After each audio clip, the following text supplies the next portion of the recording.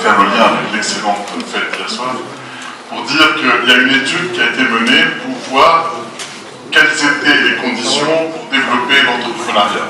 Qu'est-ce qu'on peut faire pour développer l'entrepreneuriat? Quels sont les critères qu'il faut développer à jeter?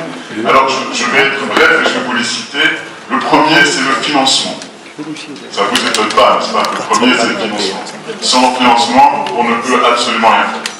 Le deuxième, c'est la culture entrepreneuriale. Il ne suffit pas d'avoir le financement, il est nécessaire de développer la culture des entrepreneurs, de faire en sorte que les entrepreneurs fassent des choses. La troisième, c'est bien sûr l'éducation et la formation. Avoir toutes les universités, toutes les aides, toutes les structures qui permettent de former des entrepreneurs. Le quatrième, c'est le fiscal et le législatif, parce que l'environnement légal permet cette émergence. Et le cinquième, c'est l'accompagnement. Est-ce qu'on a des structures, est-ce qu'on a des mécanismes d'accompagnement pour les entrepreneurs? Alors cette étude n'est pas une étude, contrairement à ce qui paraît, faite en Tunisie. C'est une étude qui a été faite par le G20, par le groupe des pays les plus avancés. Et le cabinet qui a fait cette étude, c'est Ernst & Young. Donc il n'est pas étonnant que nous, QFF, on ait demandé à Ernst & Young de nous aider en Tunisie. Donc nous investissons, nous donnons à la Tunisie 97 millions de dollars et nous demandons à la Tunisie, aux Tunisiens, comment il faut dépenser cet argent, quel est le bon endroit. Et alors, Ernst & Young nous a dit deux choses. La première, c'est que dans ce pays, le problème, c'est l'emploi. Dans ce pays, le problème, c'est l'emploi. C'est pour ça qu'il y a eu la révolution, c'est pour ça qu'il y a eu tous ces changements. L'emploi, c'est le problème numéro un. Et la deuxième chose, c'est que l'État a déjà fait le plein, et peut-être même beaucoup plus que le plein, et que l'État ne peut plus absorber des nouveaux emplois. Et finalement, le salut, c'est l'entrepreneuriat, comme dirait le fondateur du réseau Entreprendre, pour créer des emplois, il faut créer des employeurs. Et donc le secteur privé, c'est lui la solution. Et du coup, nous, fonds de charité, nous, fonds caritatifs, nous avons décidé de mettre tous nos efforts sur l'emploi et sur créer des emplois à travers le secteur privé.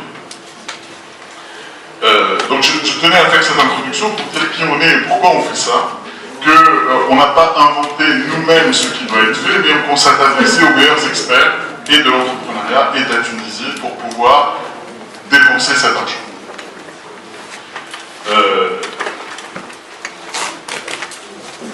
Nous dédions ce fonds à la jeunesse, c'est elle qui est notre principal porteur, donc je vais vous passer le logo, c'est pas ça que je vous cherchez, je pense particulièrement à savoir.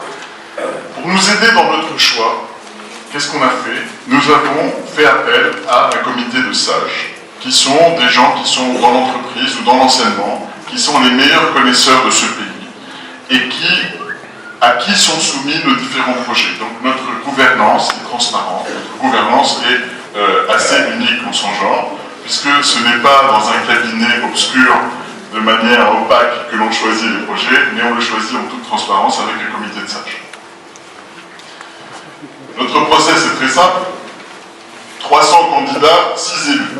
Donc vous voyez que le processus de sélection est exigeant. Nous demandons des candidatures, nous faisons appel à des candidats, et aux candidats, qu'est-ce qu'on demande? On leur dit, dites-nous comment vous allez multiplier vos efforts, comment vous allez créer plus d'emplois, comment vous allez encourager plus d'employeurs, de jeunes pousses, de faire du développement. Et s'il vous manque de l'argent, nous sommes là. Et nous avons 6 élus, donc vous connaissez nos différents partenaires, déjà, Réseau Entreprendre, BFPME et Odilab, et nous accueillons aujourd'hui avec joie 3 nouveaux qui sont Connect, avec notre ami Tal, que je salue, Taïsir et Tunavest, que tout le monde connaît, représenté par son directeur général. Donc vous voyez que notre process est transparent, exigeant. Je pense que vous avez tous entendu parler d'aide donnée à la Tunisie pendant des années. Chaque année, le président, le chef du gouvernement voyage quelque part et on nous dit on a signé un accord pour 100 millions, 50, etc. Je pense qu'aucun d'entre vous n'a jamais entendu parler après cet argent, qu'est-ce qu'on en a fait. Donc on fait une grande première et on vous donne ce qu'on fait de cet argent et ce qu'on va en faire et où est-ce qu'on en est aujourd'hui. Alors où est-ce qu'on en est aujourd'hui? Avec nos 3 partenaires réseau, donc on a accordé, ça c'est l'argent qu'on a accordé comme don à ces organismes, donc c'est soit des associations, soit des organismes publics, en l'occurrence, qui sont spécialisés dans l'entrepreneuriat. Nous avons accordé 8, 15 et 27 millions de dinars. Ces 8, 15, 27 millions de dinars sont destinés à quoi? À créer le nombre d'entreprises que vous voyez, 300, 350 et 240, et le nombre d'emplois directs et indirects que vous voyez en bas. Donc c'est un projet extrêmement ambitieux. Pour les entreprendre, c'est 17 000 emplois directs et indirects. Pour la BFPME, 26 000, à tout seigneur, tout honneur. Et pour Indirect, 1800. Alors, nos 3 nouveaux partenaires que je présente ici, eux, sont moins gourmands, mais tout aussi ambitieux en nombre d'emplois créés et en nombre d'entreprises. Donc, je vais les laisser parler plus tard et présenter plus leur projet, donc je vous donne simplement un aperçu de ce qu'ils ont et de ce qu'ils font.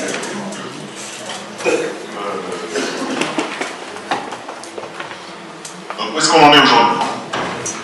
Donc, sur les 126 millions de dinars du don qui a été accordé, 50 ont déjà été attribués aux 3 premiers bénéficiaires.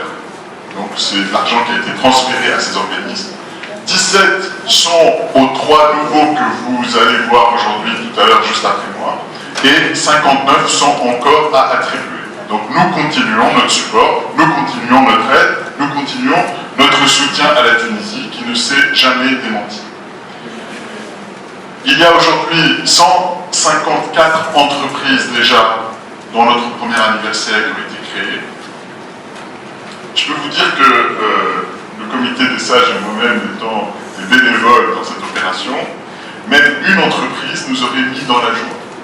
De voir 154 entreprises pouvoir se réaliser grâce à notre temps et grâce à notre argent, nous QFF, et nous les Tunisiens qui ont mis de leur temps bénévolement là-dedans, c'est une grande source de fierté et c'est une grande source de bonheur et de joie et qui va se renouveler avec vous et avec nos nouveaux partenaires dans ce qui vient. Nous avons à aujourd'hui des promesses, des engagements de 2000, ces 154 entreprises représentent 2610 emplois. Donc face au nombre que vous avez cité, Monsieur le Ministre, on n'arrive pas à régler tous vos problèmes, mais on essaie d'y contribuer. Donc aujourd'hui, nous avons concrètement des lancements, concrètement des choses. Alors laissez-moi dire juste un mot. En Tunisie, nous avons des mécanismes pour la création d'emplois. Ce n'est pas QFF qui les a inventés. Nous avons des mécanismes, nous avons la BFPME, nous avons le Fonds Prodi, nous avons tous ces mécanismes-là que vous connaissez. Mais très souvent, les dossiers dorment dans les armoires parce qu'il manque le petit bout de fonds propres pour ces différents acteurs pour pouvoir se lancer. Il y a tout, les crédits sont accordés, les études sont faites, etc. Mais il manque le petit plus, et c'est ce petit plus que nous apportons à ces différentes entreprises et à ces différents entrepreneurs. Je ne vais pas vous parler de tous, mais je vais vous parler d'un qui est particulièrement cher à mon cœur, qui est à Sidi Bouzid. Le voilà, 28 ans, un jeune. Lui, sa vision de l'entreprise, c'est pas de gagner de l'argent. Ça arrive.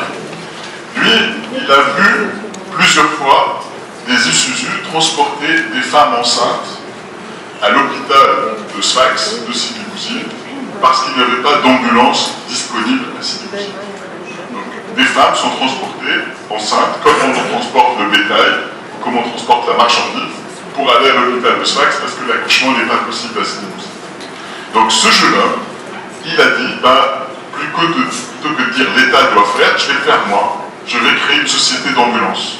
Et je vais, moi, pouvoir offrir ce service. Nous sommes en 2014, à Sidi-Bouzid, il n'y a pas d'ambulance pour transporter les blessés, pour transporter les femmes enceintes. Donc ce sont des projets qui sont pas seulement abstraits, pas seulement juste une comptabilité ou des emplois, ce sont des projets d'hommes et de femmes qui croient dans leur religion, qui croient dans ce qu'ils font, et qui réalisent des choses absolument formidables. Et pour nous, quand on fait ce travail-là, c'est la meilleure récompense pour le temps, pour l'énergie, pour les efforts. Voilà. Donc, nos ambitions sont grandes. J'allais, pour ne pas prendre trop de votre temps, nos ambitions sont celles que vous voyez ici. Alors, je vais les 62 000 emplois directs et indirects. C'est ça notre ambition, c'est ce que nous voulons faire, c'est ce que nous avons commencé à réaliser, c'est ce que nous voulons faire. C'est, si ça marche, je sais pas, voilà, 1400 petites et moyennes entreprises, c'est 1000 micro-entreprises. C'est ça nos objectifs, c'est ça qu'on souhaite faire. Et bien sûr, nous avons mis la barre assez haut.